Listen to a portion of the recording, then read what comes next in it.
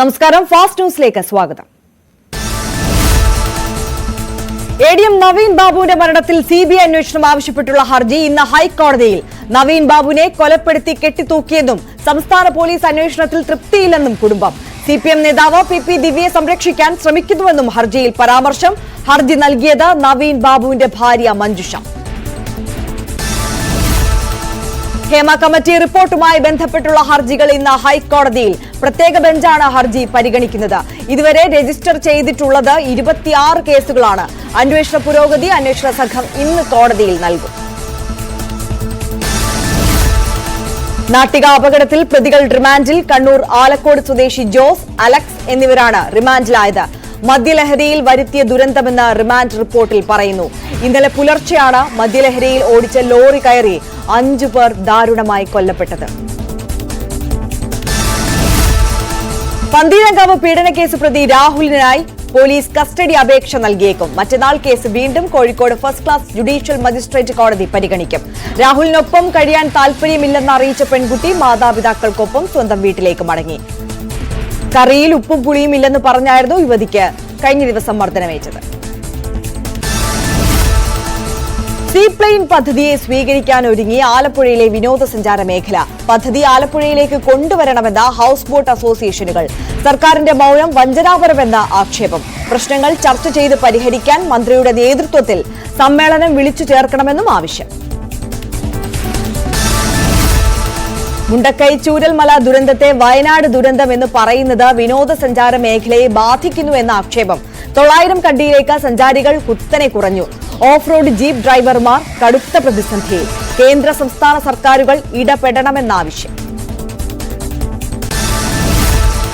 ശബരിമലയിൽ ഇന്ന് 12 വിളക്ക്. തീർത്ഥാടനം 12 നാൾ പിന്നിടുന്ന ദിനത്തിൽ അയ്യപ്പ ദർശനത്തിന് വലിയ തിരക്ക്. പുലർച്ചെ 5 വരെ 20,000 പേർ ദർശനം നടത്തി. ഫോട്ടോഷൂട്ട് അടക്കമുള്ള വിഷയങ്ങളിൽ സന്നിധാനം സ്പെഷ്യൽ ഓഫീസർ ഇന്ന് റിപ്പോർട്ട് നൽകും. ശബരിമലയിലെ റോപ്പ് വേ നിർമ്മാണവുമായി ബന്ധപ്പെട്ട നടപടിക്രമങ്ങൾ വേഗത്തിലാക്കാൻ ദേവസ്വം ബോർഡ്. നിർമ്മാണം പൂർത്തിയായാൽ അടിയന്തര ഘട്ടങ്ങളിൽ 10 മിനിറ്റിനുള്ളിൽ തീർത്ഥാടകരെ പമ്പയിലെത്തിക്കാം. 2 ആഴ്ചയ്ക്കുള്ളിൽ തറക്കല്ലിടൽ നടത്തും. 1.5 വർഷത്തിനുള്ളിൽ പദ്ധതി കമ്മീഷൻ ചെയ്യാമെന്ന് കണക്കുകൂട്ടൽ. കൊല്ലം പാരിപ്പള്ളി മെഡിക്കൽ കോളേജിൽ ജൂനിയർ ഡോക്ടറെ പീഡിപ്പിക്കാൻ ശ്രമിച്ചെന്ന കേസിലെ പ്രതി ഒളിവിൽ. സർജനായ സെർബിൻ മുഹമ്മദിനെ പിടികൂടാൻ കഴിയാതെ പോലീസ്. ജൂനിയർ ഡോക്ടറെ സർജൻ മുറിയിൽ വെച്ച് പീഡിപ്പിക്കാൻ ശ്രമിച്ചുവെന്നാണ് പരാതി. 1 മാസം മുൻപാണ് സംഭവം.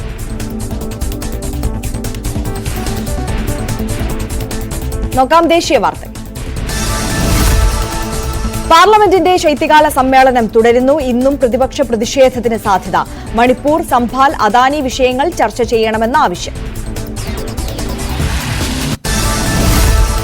വഖഫ് ഭേദഗതി ബില്ലിൽ സംയുക്ത പാർലമെന്ററി സമിതിയുടെ യോഗം ഇന്ന്. നിയമ ന്യൂനപക്ഷ മന്ത്രാലയങ്ങളിലെ ഉദ്യോഗസ്ഥർ ചർച്ച നടത്തും. ജഗദാംബിക പാൽ MP അധ്യക്ഷനായ സമിതിയിൽ 31 അംഗങ്ങൾ. മഹാരാഷ്ട്രയിലെ അധിക വോട്ട് റിപ്പോർട്ട് തള്ളി തെരഞ്ഞെടുപ്പ് കമ്മീഷൻ. ദി വയർ പുറത്തുവിട്ട റിപ്പോർട്ടിലാണ് 5,04,313 വോട്ട് കൂടുതൽ എണ്ണിയെന്ന ആരോപണം ഉയർന്നത്. ഇത് വസ്തുതാവിരുദ്ധമെന്ന് തെരഞ്ഞെടുപ്പ് കമ്മീഷൻ. പോസ്റ്റൽ ബാലറ്റാണ് അധിക വോട്ടായി റിപ്പോർട്ട് ചെയ്തതെന്നും വിശദീകരണം. ഫെൻഗൽ ചുഴലിക്കാറ്റ് തമിഴ്നാട് തീരത്തേക്ക്. ഇന്ന് തീരം തൊട്ടേക്കും. കേരളത്തിൽ ഒറ്റപ്പെട്ട ഇടങ്ങളിൽ ഇടിയോടുകൂടിയ മഴയ്ക്ക് സാധ്യത. 3 ജില്ലകളിൽ യെല്ലോ അലർട്ട്. തമിഴ്നാട്ടിൽ മഴ കനക്കുന്നു. കടലൂർ, മയിലാടുതുറ ജില്ലകളിൽ റെഡ് അലർട്ടും 10ലേറെ ജില്ലകളിൽ ഓറഞ്ച് അലർട്ടും. ചെന്നൈ, ചെങ്കൽപ്പെട്ട്, തിരുവള്ളൂർ അടക്കം 9 ജില്ലകളിലെ വിദ്യാഭ്യാസ സ്ഥാപനങ്ങൾക്ക് ഇന്ന് അവധി. മത്സ്യത്തൊഴിലാളികൾ കടലിൽ പോകരുതെന്ന് മുന്നറിയിപ്പ്. ചെന്നൈയിൽ രാത്രി മഴ കാരണം രൂക്ഷമായ ഗതാഗതക്കുരുക്ക് അനുഭവപ്പെട്ടു. ഹിമാചൽ പ്രദേശിലെ കുളുവിൽ വീണ്ടും കാട്ടുതീ. പ്രദേശത്താണ് സംഭവം. വനത്തോട് ചേർന്നുള്ള കൃഷിയിടങ്ങളിലേക്കും തീ പടർന്നു.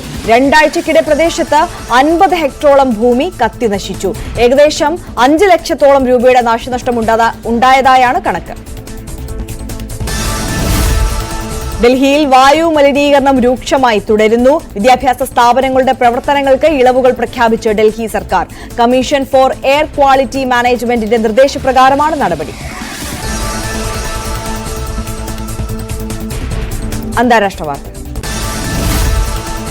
ഇസ്രായേൽ ഹിസ്ബുള്ള സംഘർഷത്തിൽ വെടിനിർത്തലിന് ധാരണ. ഹിസ്ബുള്ള ലിറ്റനി നദിയുടെ വടക്കോട്ട് പിന്മാറും. ഇസ്രായേൽ സൈന്യം ലബനൻ അതിർത്തി വിടും. തീരുമാനം സ്വാഗതം ചെയ്ത അമേരിക്ക. ധാരണയ്ക്ക് പിന്നാലെ ലബനനിൽ വീണ്ടും ഇസ്രായേൽ ആക്രമണമെന്ന് റിപ്പോർട്ടുകൾ.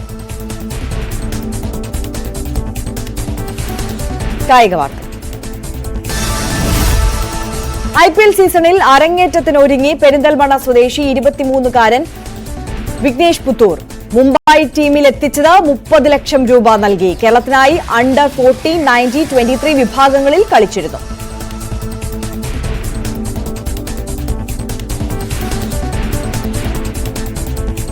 പ്രാദേശിക വാർത്ത. 35ാമത് ഇടുക്കി റവന്യൂ ജില്ലാ കലോത്സവത്തിന് തുടക്കം. കഞ്ഞിക്കുഴി SN ഹയർ സെക്കൻഡറി സ്കൂളിൽ മന്ത്രി റോഷി അഗസ്റ്റിൻ ഉദ്ഘാടനം നിർവഹിച്ചു. 4000-ഓളം കുട്ടികൾ പങ്കെടുക്കും. രാവിലെ 9-ന് മത്സരങ്ങൾ ആരംഭിക്കും. മേള 5 ദിവസം നീണ്ടു നിൽക്കും.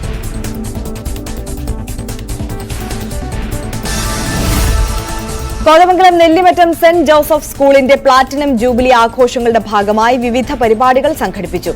Exhibition expo 2024 MLA Antony John വെള്ളിയാഴ്ച ഉദ്ഘാടനം ചെയ്യും. സ്കൂളിന്റെ ജൂബിലി സ്മാരകമായി തയ്യാറാക്കിയ പോസ്റ്റൽ സ്റ്റാമ്പിന്റെ പ്രകാശനം ഫാദർ ജോർജ് കുരിശുമൂട്ടിൽ നിർവഹിക്കും.